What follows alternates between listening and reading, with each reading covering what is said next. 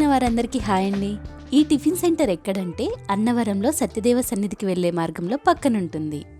అలానే దీని location description లో లింక్ ఇస్తున్నాను, అక్కడికి వెళ్ళి చూడండి. ఈ టిఫిన్ సెంటర్ పేరు శ్రీ వాసవి సత్యదేవ టిఫిన్ సెంటర్. ఇక్కడ వీళ్ళు చేసే టిఫిన్స్ లో మాకు చాలా ఇష్టమైన టిఫిన్ పెసరట్టు. వీళ్ళ దగ్గర 3 రకాల పెసరట్లు అందుబాటులో ఉంటాయి.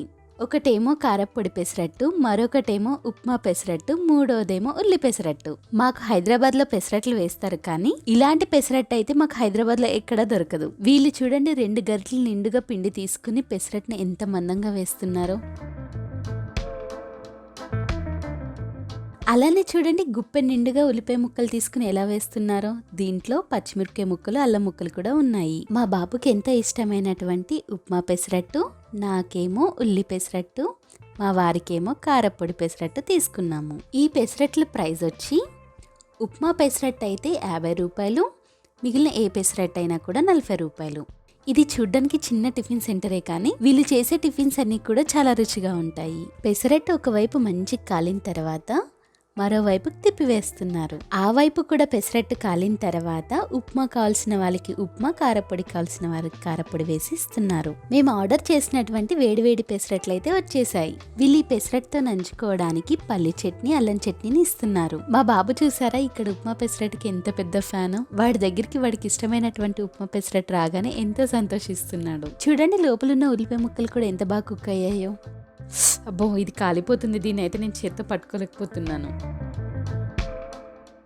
అరే చెయ్యి నాకే కాలుతుంది, కాలుతులేదా రా అలా పట్టుకుని చూపిస్తున్నావు.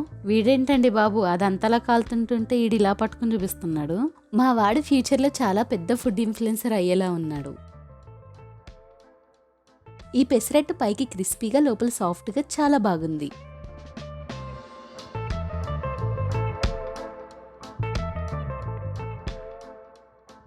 నాకు ఎంత ఇష్టమైన కారప్పొడి పెసరట్టు. ఈ పెసరట్టు చూడండి పొగలు ఎలా కక్కుతుందో. ఇప్పుడు ఈ పెసరట్టుని తిని రుచి ఎలా ఉందో మీకు చెప్తాను. దీన్ని ఇలా చూస్తుంటే ఎప్పుడెప్పుడు తినేలా అనిపిస్తుంది నాకైతే. మీరు ఒకవేళ అన్నవరం కనుక వస్తే ఈ టిఫిన్ సెంటర్లో ఖచ్చితంగా ట్రై చేయండి. నిజంగా చాలా బాగుంటాయి ఇక్కడ టిఫిన్స్. పెసరట్టుతో పాటు ఇక్కడ వీళ్ళ దగ్గర దొరికే దోశ కూడా చాలా బాగుంటుంది. ఇప్పుడు దీన్ని పల్లికాయ చట్నీలో నంచుకు తింటాను, ఎలా ఉందో చెప్తాను. చాలా రుచిగా ఉంది. మేము అన్నవరంలో 2 days ఉన్నామండి. నెక్స్ట్ డే మార్నింగ్ కూడా వచ్చాము. మేమైతే నోచుకోవాలని చెప్పి టిఫిన్ చేయలేదు. మా బాబుకి ఆకలిస్తుందని చెప్పి తన కోసం దోశ తీసుకున్నాము. ఫిలిప్స్ ఎలా ఉందన్న దోశ? బాగుంది. మరో వీడియోతో మీ ముందుకు వస్తాము. అంతవరకు సెలవు.